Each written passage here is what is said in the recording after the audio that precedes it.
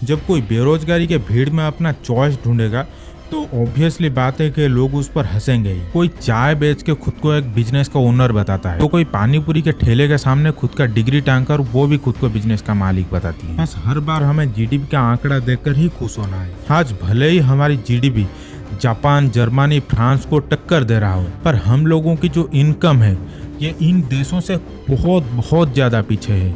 पता नहीं हम लोग कितने सदियों पीछे हैं इन लोगों के इनकम से। और बात सिर्फ यहीं खत्म नहीं होती, हम लोगों के भविष्य को लेकर इतनी बड़ी खिलवाड़ किया जाता है, इतनी ज़्यादा लापरवाह हम लोगों के सरकार या टीचर्स हैं कि कई बार तो ऐसा लगता है कि इन लोगों की हमें कोई ज़रूरत ही नहीं है। हम लोग तो बस ऐसे ही यूजलेस पड़े हुए हैं धरती के बोझ बन के। बस कैसे भी करके नौकरी करो, इन लोगों के लिए टैक्स भरो, वो लोग बस इसमें यस करते रहे। हमारे देश के युवा जिनके दम पर देश की शक्तियों को मापा जाता है, देश का भविष्य कितना उज्जवल होगा ये उस देश के युवाओं के हालत में झलकता है, जिनके बलबूते पर एक मजबूत और सुंदर देश का निर्माण किया जाता है। और वही लोग आज सबसे ज्यादा परेशान हैं। देश के सबसे बड़े लीडर प्रधानमंत्री से लेकर राज्यों के मुख्यमंत्रियों तक सबके लिए जैसे ये यंग लोग आज यूजलेस हो चुके हैं, जिसके कारण हम लोगों के ही चुने हुए ये बड़े बड़े मिनिस्टर्स जवान लोगों को रोजगार देने के सवाल से अपने आप को बहुत ज्यादा दूर कर लिए हैं। जैसे कि ये अब उन लोगों की प्रॉब्लम नहीं है और ये सब हम लोगों की पर्सनल प्रॉब्लम हो चुका है। ये सारे के सारे सफेद वर्दी वाले नेता हम लोगों के सामने इतनी ज्यादा प्रॉब्लम्स अब खड़े कर चुके हैं कि ये रोजगार वगैरह सब अब बहुत ज्यादा माइनर प्रॉब्लम हो चुका है, जिसको कि आराम से नजरअंदाज किया जा सकता है। एक यंग आदमी के लिए सबसे ज्यादा जरूरी है उसका करियर, एक प्रोफेशनल काम जिसमें उसका इंटरेस्ट हो और उसके मेहनत के हिसाब से उसे सही पैसे मिल रहे हो, और अपने मेहनत के दम पर वो कम से कम इतना पैसा तो कमा ही ले कि वो अपने परिवार को अच्छे से पाल सके और अपने लिए एक अच्छा सा बाइक या फिर एक गाड़ी खरीद सके। बस अगर इसमें से कुछ ईएमआई पे हो तो भी चलेगा, बस एक स्टेबल इनकम होनी चाहिए। इतनी बेसिक सी चीज़ तो हर किसी के पास होनी ही होनी चाहिए, जिसका हर किसी को हक है। और अपनी इन ज़रूरतों को पूरा करने के लिए आपको चाहिए एक सही पढ़ाई, जिसमें एक तो स्कूल कॉलेजों में फालतू के बोझ ना देकर जिसका जिसमें इंटरेस्ट है उसे वहीं सिखाया जाए।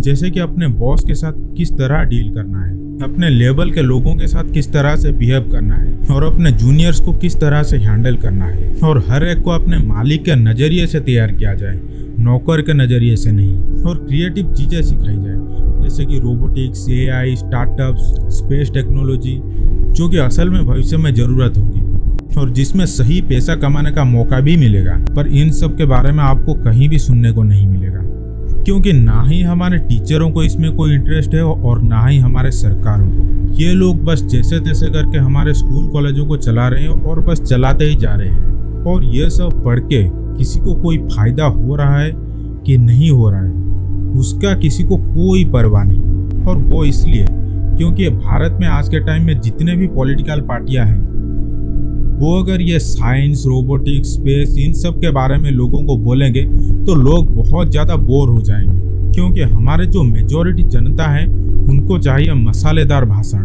क्योंकि जो भी नेता जितना ज़्यादा मसाला डाल के भाषण दे पाएगा वो उतना ही अच्छा वोट लूट पाएगा। और हमारे भारत में जो भी लोग इन नेताओं को वोट देते हैं वो सबसे पहले ये देखते हैं कि हमें फ्री में कौन कितना खिला रहा है। इसलिए जो भी नेता जितनी ज़्यादा फ्री में चावल वगैरह बांटेगा उसको उतनी ही ज़्यादा वोट मिलेगा। ये लोग तो फ्री में खाएंगे ही और साथ में अपने बच्चों को भी उसी रास्ते में पीट पीट कर ले जाएंगे। इसलिए ना ही इन लोगों को ये साइंस, स्पेस, रोबोटिक्स वगैरह के बारे में कभी कुछ पता था और ना ही ये अपने बच्चों को भी कभी सही ढंग से इन सब के बारे में पता लगने भी देंगे। इन सब मुश्किलों के बावजूद जो भी कुछ लोग पढ़ते हैं वो लोग 50 और 60 के दशक की पढ़ाई को पढ़ते हैं, जिसका आज के समय कोई भी मूल्य नहीं है। इसीलिए जो चीज़ हम लोग किताबों में पढ़ रहे हैं और जो असल में दुनिया में बन रहा है, इन दोनों का आपस में कोई रिलेशन ही नहीं है, जिसके कारण आज के टाइम किसी भी नए लड़कों को जॉब देने के लिए कंपनियां घबरा रही हैं। इसलिए अगर आज के टाइम में आप इंजीनियरिंग किए हो और आप किसी भी कार बनाने वाले कंपनियों में जाएंगे तो वहाँ जाके आपका सर चकरा जाएगा। वहाँ पे ऐसा लगेगा कि पढ़ाई तो किसी और दुनिया की चीज़ की हुई थी।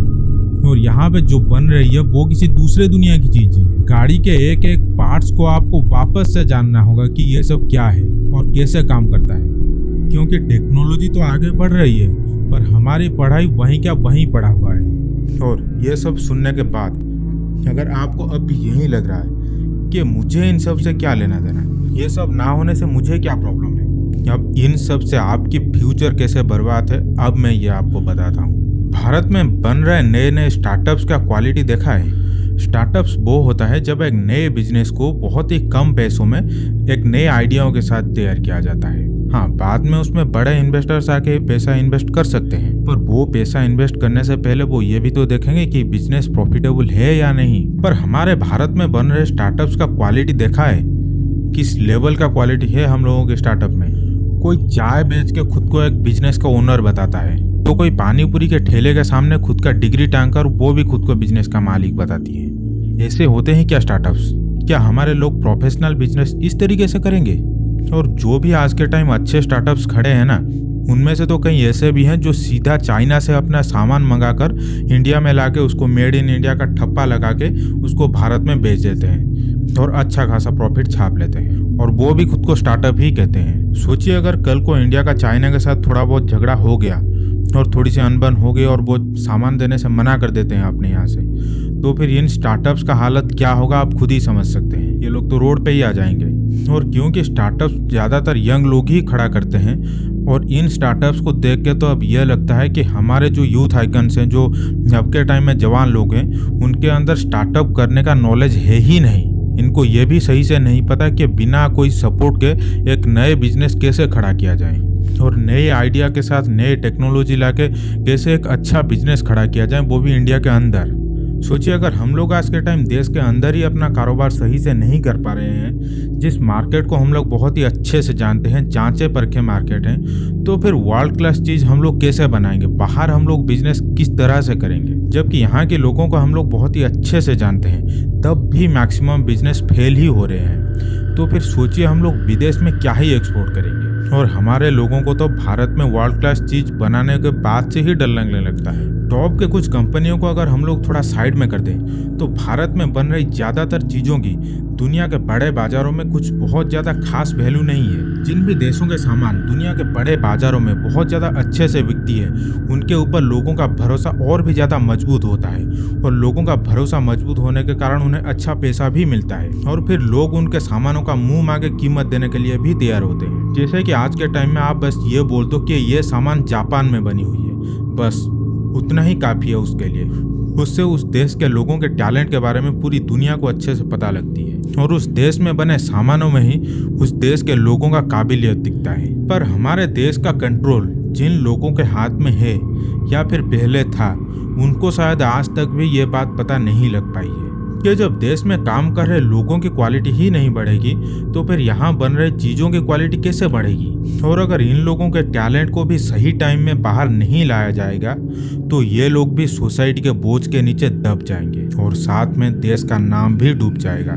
और जहाँ पर देश का नाम रोशन करने या डुबोने की बात है, वहाँ जो भी लोग इन सब मुश्किलों के बावजूद हिम्मत जुटाकर आगे बढ़ते हैं, उन लोगों की भी बची कुची आशा ये सरकारी टैक्स का बोझ और कुछ भ्रष्ट सरकारी बाबुओं का निकम्मापन पूरी कर देती है। इसलिए कोई भी बड़ा सोच लेके, बड़ा कदम लेके आगे बढ़ने से पहले 1000 बार कम से कम सोचता है।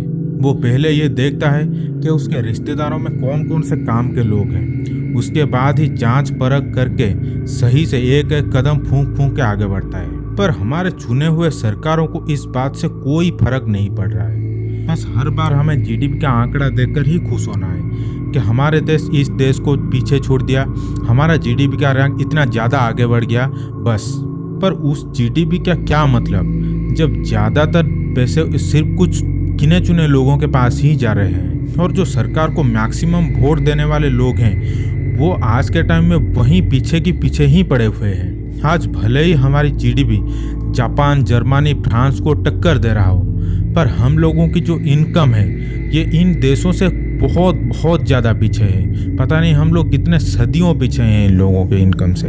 इन देशों में एक सिंगल आदमी जितना पैसा कमाता है और खर्च करता है, हमारे देश में शायद 10 लोग मिलके ही उतना कर पाते होंगे। और कई जगहों में तो हालत उससे भी खराब है। और आज के टाइम में तो हमारी सरकार ये भी शायद भूल जा रही है कि जितने भी लोग आज के टाइम में एक ढंग का काम कर रहे हैं, उनमें से कितने लोग ऐसे हैं जो सही इंटरेस्ट के साथ उसमें काम कर रहे हैं, जिनको असल में वो काम करने के लिए मन है।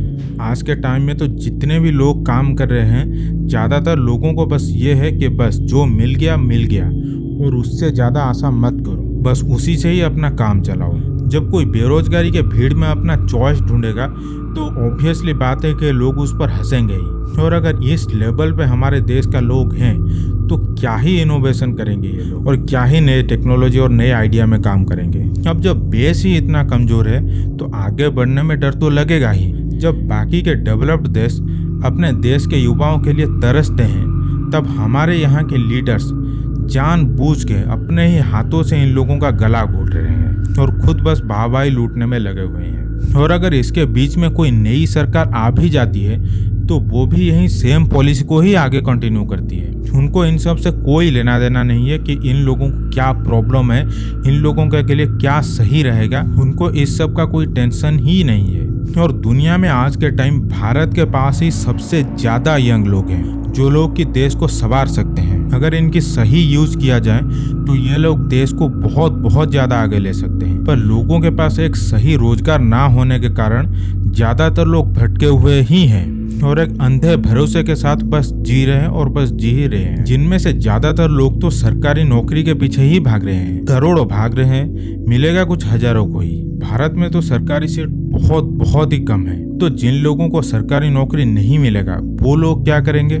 ये बात तो ना ही उनको खुद को पता है जो भाग रहे हैं, और ना ही हमारे सरकार को पता है। सरकार अपनी ही धुन में मस्त है और सरकारी नौकरी की तैयारी करने वाले बस अंधे धुन में बस भागे जा रहे हैं और भागे ही जा रहे हैं। जिन लोगों को मेहनत करके अपना लाइफस्टाइल के साथ देश को भी आगे बढ़ाना था, वो लोग बस जैसे तैसे ही अपना गुजारा करने में लगे हुए हैं। अभी के टाइम में जब ये लोग खुद के दम पर मेहनत करके पैसा कमा सकते हैं और खुद की लाइफ अच्छे से जी सकते हैं और दूसरों को भी पाल सकते हैं, इस टाइम पे हमारे सरकारों की इन लोगों को जॉब देने में ही हवा टाइट हो चुकी है। पर जब ये लोग बूढ़े हो जाएंगे और ये लोग तब दूसरों के ऊपर डिपेंड करने लगेंगे, तब के टाइम में सरकार क्या करेगी? सरकार आखिरकार किन लोगों के दम पर इतने सारे बुजुर्ग लोगों को पेंशन बांटेगी? हमारे आसपास के जो भी लोग आज के टाइम में डेवलप हो चुके हैं, जैसे कि जापान, साउथ कोरिया और अब चाइना, ये सब देश जब हमारे स्टेज पे थे तब इन लोगों के पास भी बहुत सारे यंग लोग थे। पर तब के टाइम पे उनके सरकारों ने उन जवान लोगों के दिमाग को भरपूर तरीके से यूज किया, उनकी हर जरूरतों का अच्छे से ध्यान रखा, नए चीजें बनाने के लिए मोटिवेशन दिया, इन लोगों को हर तरह की फैसिलिटी दी, सरकारी पैसों का सही ढंग से खर्चा किया, हर नई चीजों की पूरी प्लानिंग से तैयारी करी, और वो लोग जितना आगे तक खींच सकते थे पूरा खींचा। तब जाके वो पूरी दुनिया में मशहूर हुए और उनके ब्रांड का नाम पे चमक आई, और तब जाके वो हाई स्पीड बुलेट ट्रेन बना पाए और नई तरह के मोबाइल, मॉडर्न कारें, सब कुछ बनाया, दिखने में अच्छा, बेहतरीन परफॉर्मेंस और लग्जरी में एक नंबर, और मॉडर्न टेक्नोलॉजी से पूरा भरपूर, जिन पे पूरा भरोसा किया जा सकता है। तब जाके वो लोग इन सब सामानों को बाहर के देशों को करोड़ों में बेचा और मुंह मांगी कीमत अपने लोगों के पास गया। तब जाके वो लोग आज लग्जरी लाइफ जी रहे हैं और हम लोग हर छोटी से छोटी चीज बनाने के लिए उन लोगों के ऊपर डिपेंडेंट है। तो कुल मिला के बात यह है कि हमारे देश के लीडर्स को इन सब चीज़ों की कोई परवाह है ही नहीं, और शायद उनका इसमें कोई इंटरेस्ट भी नहीं है, और ज़्यादातर यंग लोगों की कोई पार्टिसिपेशन पार्लियामेंट में ना होने के कारण आज हम लोग इस स्टेज पे आके खड़े हैं। और जो भी थोड़ा बहुत लोग पॉलिटिक्स में आज के टाइम में पार्टिसिपेट कर रहे हैं, उनका एक स्ट्रॉन्ग बैक सपोर्ट है, और दूसरी साइड में उनका डिसीजन लेने का कोई खास अधिकार भी नहीं है। वो बस नाम को ही एक लीडर जैसे बन के खड़े हैं। और ज़्यादातर यंग लोग तो आज के टाइम में पॉलिटिक्स में आने से खुद को दूर ही रखते हैं, क्योंकि उनको पॉलिटिक्स एक नर्क जैसा दिखाई देती है, सिवाय उन लोगों के जिनके पीछे एक स्ट्रॉन्ग बैक सपोर्ट हो या फिर किसी बड़े नेता के उनके सर पे हाथ हो। और इसलिए देश के यंग लोगों के मेन लाइन पॉलिटिक्स में कोई पार्टिसिपेशन ना होने के कारण असल प्रॉब्लम कभी हाईलाइट हो ही नहीं पा रहा, क्योंकि एक तो कंपटीशन इतनी हाई, ऊपर से करप्शन की भरमार, उसके बीच में आपका जो बचपन का लक्ष्य है वो तो कब का मिट चुका होगा। अब तो बस आप एक ऐसे लक्ष्य में है कि जैसे तैसे करके आपको एक अच्छी सी सैलरी वाली नौकरी मिल जाए। प्यासन वैसन गए भाड़ में। और जब इतने मेहनत के बाद भी कोई ढंग का रोजगार नहीं मिलता या फिर कोई एक ढंग का बिजनेस भी नहीं कर पाते, तब परिवार के उम्मीदों में पानी फिर जाता है। और तब कई लोग गलत स्टेप लेने के लिए मजबूर हो जाते हैं। कई सारे वीक लोग खुद को खत्म कर लेते हैं, कहीं चोरी चकारी करते हैं तो कहीं पाउडर बेचने के लिए उतर जाते हैं। और बात सिर्फ यही खत्म नहीं होती, हम लोगों के भविष्य को लेकर इतनी बड़ी खिलवाड़ किया जाता है, इतनी ज्यादा लापरवाह हम लोगों के सरकार या टीचर्स हैं कि कई बार तो ऐसा लगता है कि इन लोगों की हमें कोई जरूरत ही नहीं है। हम लोग तो बस ऐसे ही यूजलेस पड़े हुए हैं धरती के बोझ बन के। बस कैसे भी करके नौकरी करो, इन लोगों के लिए टैक्स भरो, वो लोग बस इसमें यस करते रहे। और अगर सही में इन लोगों की हमें जरूरत होती तो यूनिवर्सिटी से PhD का डिग्री लेके, डॉक्टरेट का उपाधि खुद के नाम करके भी, और 4 अलग अलग तरह की डिग्री साथ में है, तब भी लोगों को एक सही ढंग का जॉब ना मिल पाने के कारण लोग गली गली जाकर सब्जियां बेचा करते हैं। जी हाँ, गूगल में कभी सर्च कर लीजिएगा पंजाब के मिस्टर संदीप सिंह जी के बारे में, जो अपने परिवार को पालने के लिए आज के टाइम में अपने नाम पे 4 डिग्रियां करने के बाद भी गली गली में पुकार करके सब्जियां बेचा करते हैं, वो भी साइकिल में। संदीप जी पहले तो पंजाब यूनिवर्सिटी से मेहनत करके अपने नाम पे 4 डिग्रियां किए और फिर वो उसी कॉलेज में ही पार्ट टाइम प्रोफेसर भी रहे, पर तब भी उसके बाद भी उन्हें एक ढंग का जॉब नहीं मिल पाया। उसके बाद वो मजबूरन अपने परिवार को पालने के लिए गली गली घूम के साइकिल में सब्जियां बेचा करते हैं। आज के टाइम में भी वो सब्जियां बेचते हैं, क्योंकि जितनी भी फीस वो अपने पार्ट टाइम टीचिंग से कमाते थे वो उनके परिवार के लिए सफिशिएंट नहीं था और उनको फाइनली आलू ले लो, भिंडी ले लो करके सब्जियां बेचनी ही पड़ी। और अगर इसी सर्टिफिकेट में वो अमेरिका या कनाडा या किसी भी यूरोपीय देश में जाते तो अब तक उनकी लाइफ सेट हो ही चुकी होती। ये हाल है अब हमारी देश का। अब आपको समझ में आ रहा होगा कि भारत से बहुत सारे लोग क्यों अमेरिका और कनाडा जाने का सपने देखते हैं। एक आदमी का रिस्पॉन्सिबिलिटी उसका परिवार ही है। जब वो वहीं ठीक से नहीं संभाल सकता तो वो और क्या ही कर पाएगा। उसके बाद उसको चाहे देश में मिले, विदेश में मिले, कैसे भी अवस्था में कोई भी काम मिले, वो उसको लेने के लिए मजबूर ही होगा। इसीलिए कई लोग तो भारत से गैर कानूनी तरीके से अमेरिका के बॉर्डर कूद के वहां प्रवेश कर जाते हैं। मकसद है तो बस एक अच्छी जिंदगी। और उनको भी ये अच्छे से पता है कि ये बॉर्डर वगैरह कूदते टाइम कोई शायद गोली भी मार सकता है, कोई जंगली जानवर उनको खा भी सकता है या फिर कोई उनको लूट भी ले सकता है। और ये सभी बातें उन्हें पता होने के बावजूद वो सभी लोग अपनी जान को हथेली में लेकर वहां जाते हैं और वहीं पर शपथ ले लेते हैं कि जिएंगे तो एक अच्छी जिंदगी, वरना फिर अगले जन्म में ही देखा जाएगा। आपको ये बात जानकर बहुत ज्यादा हैरानी होगी कि एक तरफ तो लोग खाली घूम रहे हैं, उनको कोई काम नहीं मिल रहा है, वहीं दूसरी तरफ बड़े कंपनियों को सही ढंग का लोग ही नहीं मिल रहे हैं जो उनका काम कर सकें। उनका कई सारे सीट्स अभी भी खाली है, वैकेंसी हर रोज निकलता है, पर उनको चाहिए स्किल्ड लोग जिन्हें एटलीस्ट ढंग का चीज पता हो कि किसी भी इंडस्ट्री में काम कैसे किया जाता है। तो अब सवाल है कि जब लोग खाली बैठे हैं तो लोगों को वो कंपनियां ले क्यों नहीं लेती। असल में यही सबसे बड़ा पंगा है। इंडिया में आज के टाइम जितने भी इंडस्ट्रीज हैं वो चाहते हैं वो लोग जिन लोगों को भी अपने यहाँ नौकरी पे रख रहे हैं उनको एटलीस्ट इंडस्ट्री कैसे काम करता है, वहाँ किस तरह से ढंग से काम करने से इंडस्ट्री को फायदा होगा, उन्हें कम से कम इसके बारे में कुछ तो बेसिक नॉलेज हो। जैसे कि मान लीजिए कोई एक बंदा इंजीनियरिंग करके किसी कार कंपनी में जाता है तो वो कार कंपनी उस बंदे से ये आशा लगा के बैठता है कि उसको कम से कम इस बात का तो पता हो कि कार के इंजन कैसे काम करता है, लोग किस तरह के कार को बहुत ज़्यादा पसंद करते हैं। पर आज के टाइम में जितने भी प्राइवेट या गवर्नमेंट इंजीनियरिंग कॉलेज हैं वहाँ पे जो भी कुछ पढ़ाया जाता है उसका असल काम के साथ कोई खास रिलेशन है ही नहीं और मैक्सिमम बंदे सिर्फ रट्टा मार के ही जाते हैं और बस एग्जाम दे के आ जाते हैं। मतलब कि हमारे इंडस्ट्री जिस लेवल की पढ़ाई चाहते हैं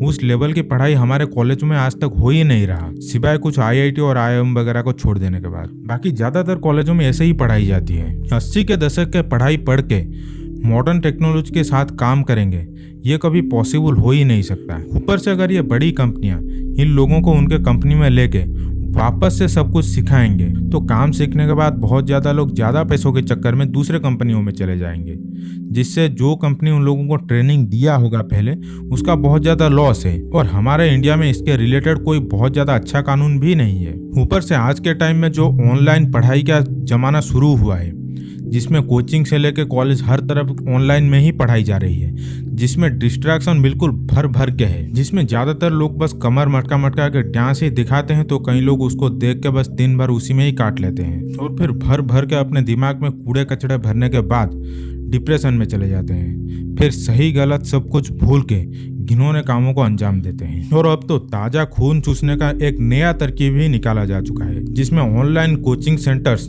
सरकारी नौकरी दिलाने के सपने दिखाकर लोगों को लूटने का एक बहुत ही अच्छा जाल तैयार कर चुके हैं, जिसमें पहले तो बड़े बड़े सरकारी ऑफिसरों को, IAS लेवल के लोगों को सरकारी गाड़ियों में लाइट लगाकर घुमाते हुए दिखाई जाती है। वो अपने साथ सरकारी गाड़ियों का पूरा काफिला लेके अपने चारों तरफ पुलिस का सिक्योरिटी का घेरा बना के पूरे काफिले के साथ कैमरा वगैरह लेके सब कुछ बिल्कुल स्वाग से चलते रहते हैं और फिर यही सब वीडियो कोचिंग सेंटर में लाके बच्चों को दिखाई जाती है और फिर उन लोगों के सामने एक स्टोरी प्रस्तुत की जाती है कि देखो, यह आदमी कभी 2 वक्त के रोटी के लिए तरसता था, पर आज के टाइम में बिल्कुल पूरा काफिला लेके अपने चारों तरफ पुलिस वालों को लेकर घूमता है। और आप भी अगर हमारे कोचिंग सेंटर से ट्रेनिंग लेंगे तो आप भी फ्यूचर में इन्हीं लोगों की तरह बनेंगे। और यही सब सपने दिखा दिखा के उनसे लाखों करोड़ों की फीस वसूली जाती है और लोग आराम से देने के लिए तैयार भी होते हैं। और बदले में कोचिंग सेंटर्स उन्हें प्रॉमिस करते हैं कि जितने भी लोग उनके यहाँ पढ़ रहे हैं वो ज्यादातर लोगों को सरकारी ऑफिसर बनाकर ही छोड़ेगा। फिर सरकार के पास चाहे सीट सिर्फ कुछ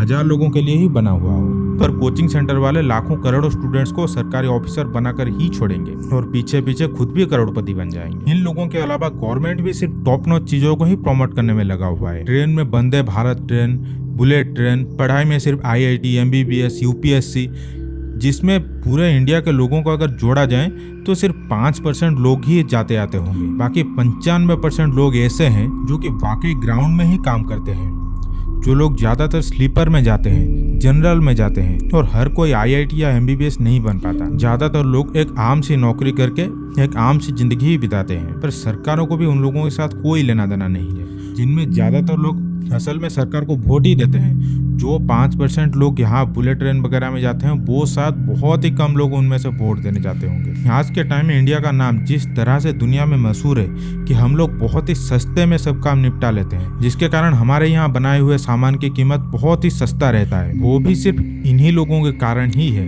वो 5% लोग चीजों को सस्ता करने में अपना योगदान नहीं देते, पर वो 5% लोगों के पास पैसे चाहे कितने भी हो, पर सामान की कीमत सस्ता करने के लिए इन 95% लोगों की जरूरत पड़ेगी ही पड़ेगी। एक तो इन लोगों के पीछे कोई खास सपोर्ट सरकार की तरफ से दी नहीं जाती, जिससे ये लोग सही मायने में आगे बढ़ सकेंगे। और ऊपर से इन्हीं लोगों से वोट लेकर, इन्हीं के बलबूते पर अपना सरकार जिताकर फिर ट्विटर में और यूट्यूब में हाथ जोड़ के दांत फाड़ के वीडियो बनाई जाती है और फिर अगली इलेक्शन के लिए एक नई आशा इन लोगों को पकड़ा दी जाती है और ये लोग पकड़ के बैठने के लिए उसको मजबूर भी हैं। सेंटर में एजुकेशन मिनिस्ट्री, राज्यों में अलग से एजुकेशन मिनिस्ट्री। इन लोगों का काम क्या सिर्फ ये IIT, ये MBBS, ये यूनिवर्सिटी से ही संभालना है? और ये स्कूलों को कौन संभालेगा जहाँ से असल में यूनिवर्सिटी के लिए बच्चे पैदा होते हैं? ऊपर से ये भाषण दी जाती है कि सुसाइड रेट को हम लोग कम करेंगे, नशे की लत युवा लोगों को लगने नहीं देंगे, पर कैसे नहीं लगने देंगे ये बात किसी को भी सही से पता नहीं है। और ऊपर से हम लोगों के माँ बाप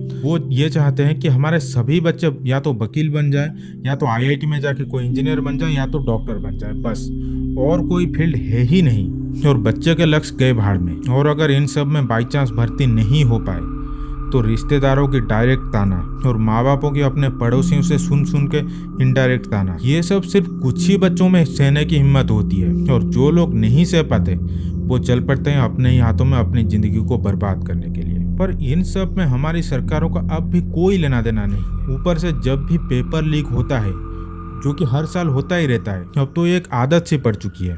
और पेपर लीक होने के बाद जो भी उस समय सरकार में बैठा हो, उसको जब भी यह पूछी जाती है कि किस तरह से ये सब हुआ, तो वो पहले तो चुपचाप अपना पल्ला साफ कर देते हैं और ये सीधा इनकार ही कर देते हैं कि पेपर लीक कभी हुआ ही नहीं। पर जब बाद में लोग खोद खोद कर सबूत निकालते हैं, तब फिर यही सरकारी लोग अपने ही मुंह से ये बोल देते हैं कि अभी तो इन्वेस्टिगेशन चल रहा है और इसमें थोड़ा समय लगेगा। बस ये कह के बात खत्म। और अगले साल फिर वही कहानी रिपीट। और ये कभी रोकेगा ये पता भी नहीं किसी को। इसके कारण आज के टाइम में लोगों के बीच में एक लाइन खींची जा चुकी है, जिस लाइन के एक तरफ है वो VIP लोग, जिनमें आते हैं कॉन्ट्रैक्टर्स, एरिया के नेता और उनके अंडर रहे चापलूस सरकारी बाबू, और वहीं लाइन के दूसरी तरफ है वो लोग जो किसी दूर दराज प्राइवेट कंपनी में हर रोज अपनी सैलरी बढ़ाने के चक्कर में नाक रगड़ते हुए अपने बॉस के गुलाम, और हर रोज सरकारी नौकरी के पीछे हर रोज अपनी पिछवाड़ा घिसने वाले वो आशावादी युवा, और हर रोज दिन में सपने देखने वाले उनके माँ बाप और सरकार चलाते हुए नेताओं को ये बात बहुत अच्छे से पता है कि इन लोगों को चाहिए कभी ना खत्म होने वाली आशा कि कभी तो मेरा बेटा आगे बढ़ेगा, कभी तो मेरी जिंदगी सुधरेगी, चाहे मरने के बाद ही हो। एक तो इन लोगों को इस तरह की आशा हर रोज देते रहो और फिर अपने आने वाले पीढ़ी को भी सेम टेक्निक बता के जाओ कि किस तरह से इन जैसे आम लोगों को कंट्रोल किया जाए, तभी तो इन लोगों के वीआईपी स्टेटस मेंटेन रहेगा। वरना अगर सभी लोगों के पास गाड़ियां होंगी, सभी लोगों के पास अच्छा पैसा होंगे, तो फिर इन लोगों के पास जाके हाथ कौन जोड़ेगा।